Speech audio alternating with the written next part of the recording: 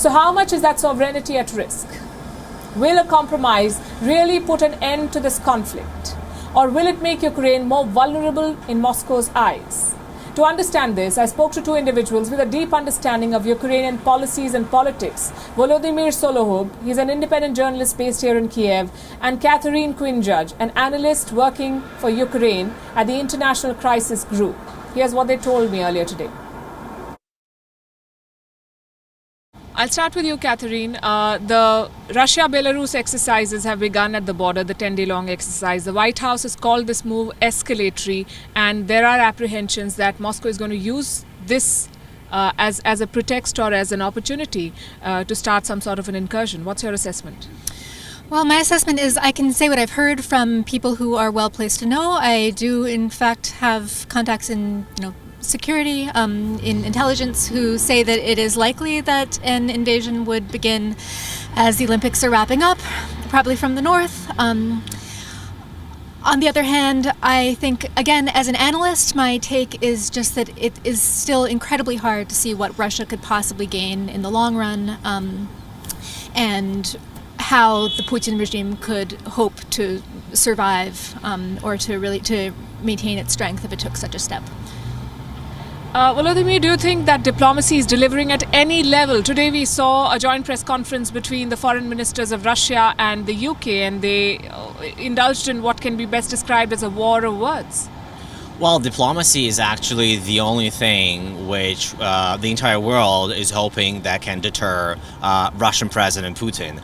Obviously, Ukraine cannot face off Russia militarily. It's much smaller, much weaker army, even though it is very prepared to defend its borders. And obviously, nobody else will send their troops here to Ukraine to fight with Russia. So right now, diplomacy is our only option.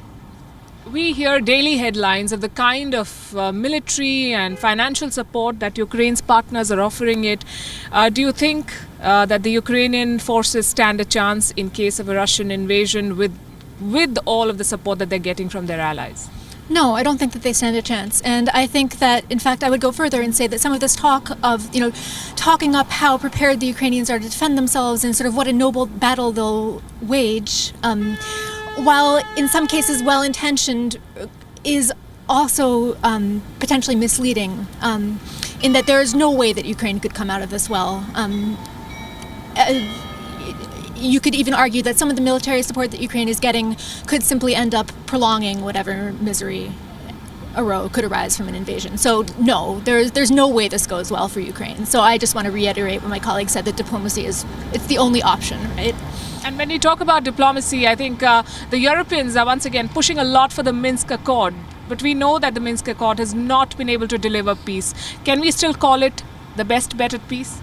Well, I think this is the only option to which Russia has signed and which Russia has agreed to fulfill. Unfortunately, Russia is not doing their part on the Minsk agreements. If we have a new deal, if we have another deal, that's another question. But this is the only thing which we have to work with right now, and that's what the diplomats are trying to get their best out of at this stage. Would you say, given all of this, the way talks are progressing, Russia is dictating the terms of this negotiation? Well, Russia is standing firm on what they want, and what they want is to prevent NATO from expanding further to the east, namely to Ukraine, to cut Ukraine any chance in the future to joining NATO. And whatever other promises or whatever other agreements the European Union, the Americans, and the UK are trying to offer Russia, are trying to offer to President Putin, they're not ready to accept these terms. From how I understand this crisis, I think Europe's first priority is securing its gas supplies. And those are concerns that have been expressed repeatedly by European leaders, including those in France and Germany.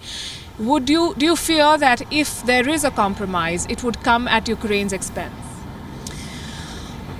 The fact is that I think that whatever happens, whether there's a compromise or whether there isn't a compromise, it's going to hurt Ukraine to some degree.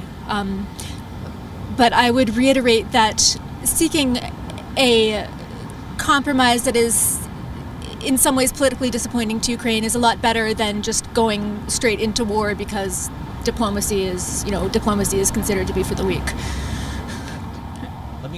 If I may, I would like to add to what my colleague said. We have to understand that Russia's supplies of gas to the European Union is a two-way street. It's not that the European Union is getting this gas for free. If they cut off the gas, Russia will get. They're not ready to take that risk, it seems.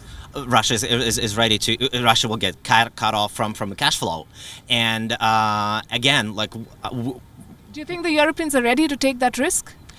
I don't think they're really ready to take the risk, but at the same time, they understand that Russia also needs their cash.